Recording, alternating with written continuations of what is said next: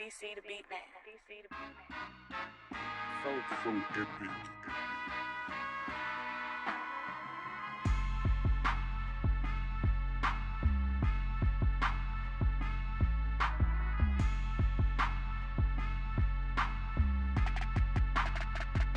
What's up, everybody? It's your favorite show, Get a Bucket. I'm your host, Trey, and as usual, I hope you're all having a wonderful, wonderful day. And we have here, usually I say this, it's a special guest, right? Like, you see my friends and stuff like that, cool. Y'all are special, don't get me wrong. But we got a special guest today, ladies and gentlemen. How you want to do this? Like, DJ Heat, or like should we go your government? Because it took me a while to. But nah, we don't gotta do that. DJ Heat, ladies and gentlemen, how are you today? I'm good, blessed. Thank you for having me on your show. Oh no, thank you for coming on to the show. Like it really does mean a lot because I started going to WNBA games more this year because I say I support the WNBA, but I feel like if I don't really actually buy stuff for the WNBA, if I don't go, do I really support it? So I made sure I went. And the ambiance is really, like, the games were cool. I always loved the games. I've watched the games for years. It was the ambiance that helped out a little bit. Like, just the crowd, I loved. The music was always bumping. Like, sometimes I even got concerned. I was like, wait, am I in the club right now? Like, who's going something back right quick? Let me find out. You know what I mean? Like, y'all have it rocking in there. Oh, my God.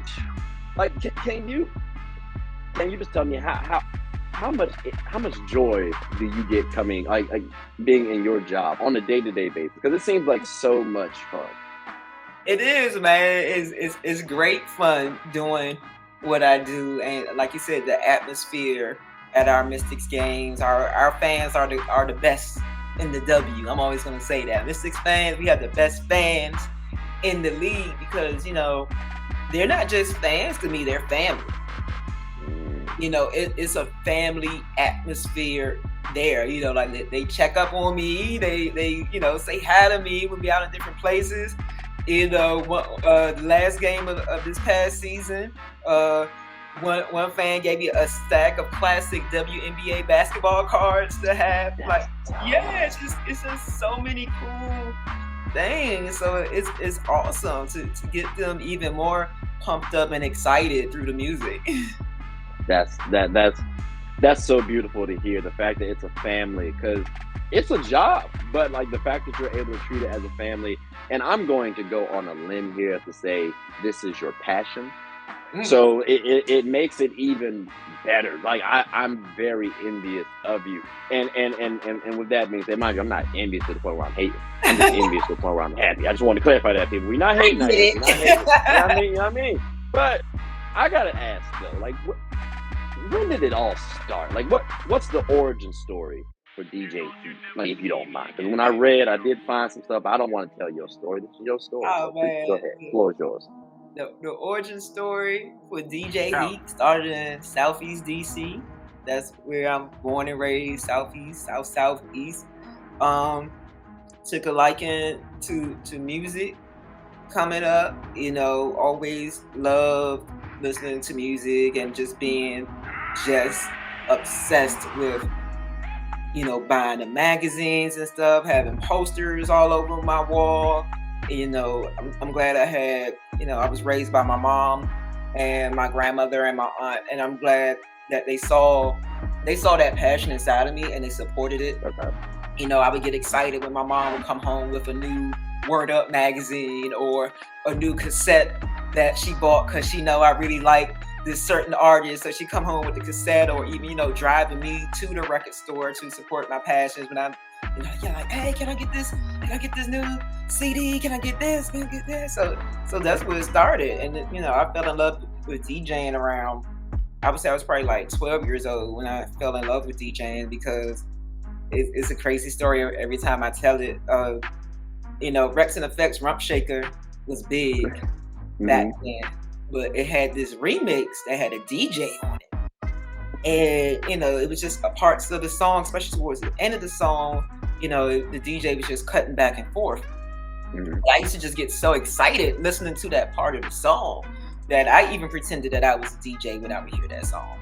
So I was like, the heck with pretending. Like, I want to do this for real. So, when I was 13 years old, back then, that's when DC let you, get a job through their summer youth employment program. Mhm. So I was like, I called. I was like, all right, I'm gonna use this money to buy my first set of DJ equipment. Like, I'm showing my age. Back then, there was no internet on. So, ordering stuff out of magazines and whatnot. So in the Source magazine, there was this this electronic store that sold records and DJ equipment and stuff. So I remember calling them up in the beginning of the summer, like, all right, how much is this DJ starter package when you include tax and shipping and handling? They told me the price.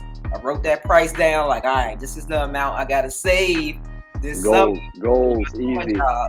So I didn't spend. I literally only spent 25 cents because I bought a bag. Again, showing my age, I bought a little bag of potato chips. So I mean, we showed our age. Look, we showed our age when we said cassette. Like, right, when I said cassette, like potato chips was 25 cents back then. Good days. Good days. Good days. Oh, so yeah, that's where it started right there. I was like, I'm going to do this. So I saved up, bought that DJ equipment. Also bought some other stuff like how to's and just trying to learn and grow through there. Okay. I can tell off the bat, based just off the story, like I don't have to look at the results.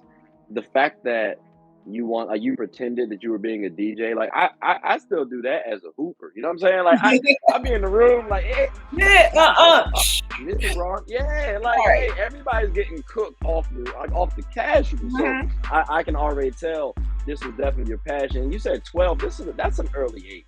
That's an extremely early age. So like, what made you go 10 toes deep in this and say, look, I'm not going to shy away from this at all? Because like I wanted to do X, Y, and Z, but I was like, oh, I might need a backup plan though. Hold on, like this might be a little risky. Like, what made you say, hey, no, I'm good. I'm doing this. What made you personally say that?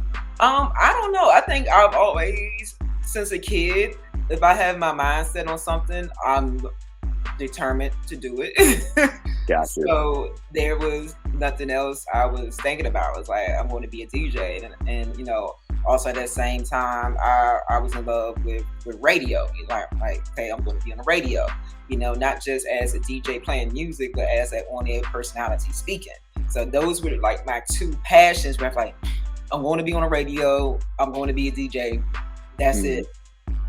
That's all. Even at first, my family, and I think, and then they've gotten used to it by now, because again, they now know if my mind is set on something, you're gonna do it. I'm going to do it. It's like, we can't stop her. She said she's going to do this. Right. You might as well be with her or against her. You know what? She is going to do it. So like, even having my mom convincing my mom to buy me vinyl before I even had the turntables in my position. I'm telling her, I remember the first piece of vinyl I bought, and I'm telling her, I was like, well, she bought it for me. And I'm telling her, no, I'm going to be a DJ. She's like, we don't got no record player. I'm like, no, I'm going to be a DJ. Please buy this record for me. Right. That's crazy. No, that's determination right there. Yeah. Like, wow.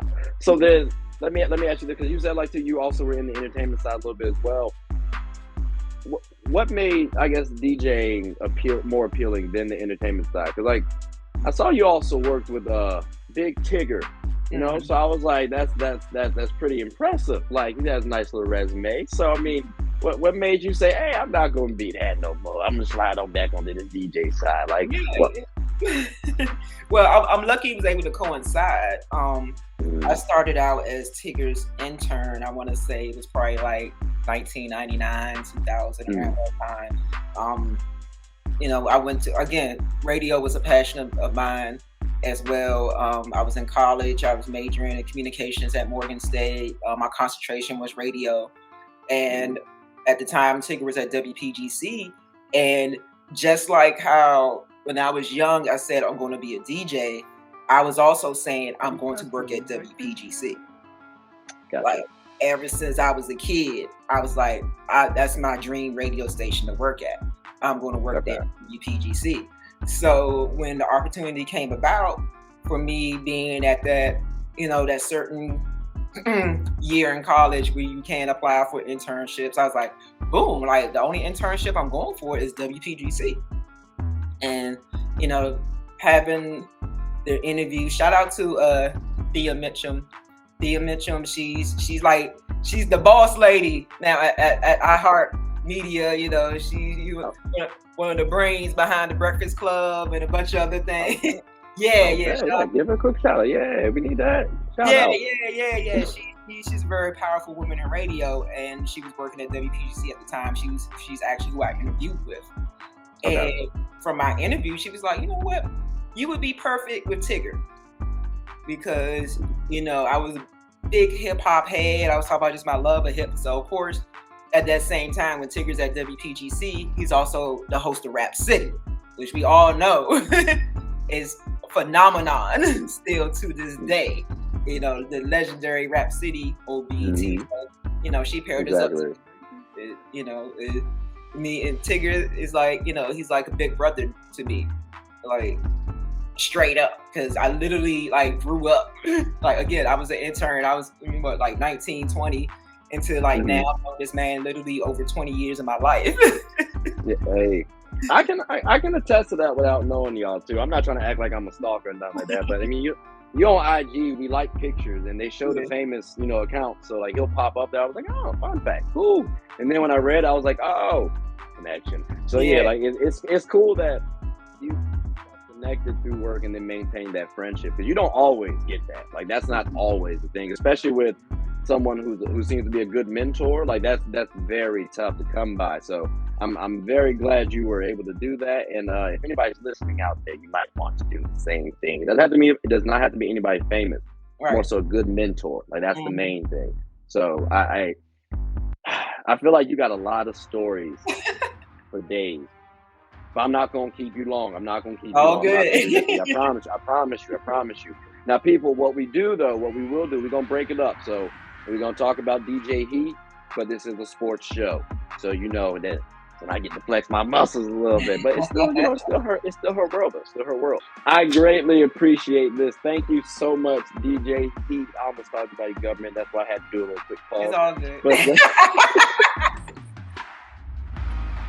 I appreciate you, man. This was fun. No, I greatly thank you so much. We gotta do it again again sometime. Hopefully you're on board, and I won't have you commit to it on screen. You know what I'm saying? That way you can always back out of the deal. But hopefully all fair people, we can get some paperwork signed. So, but no, like I said, I appreciate it. Do you have anything you want to say to the folks before you close out?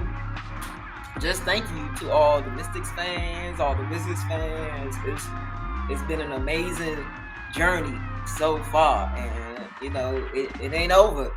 It ain't over. I'm taking all the DC with me because it's my hometown. Love y'all to death. Love all the fans. Beautiful. That's actually the best, and I'm not blowing smoke up your tail. Like that's probably the best closing I've had to look at.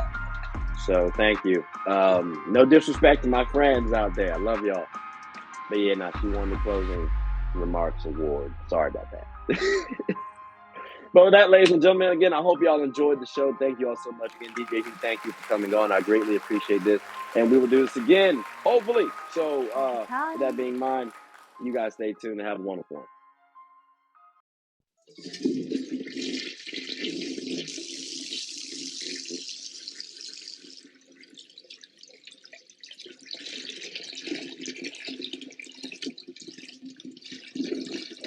I did not know you guys were still here.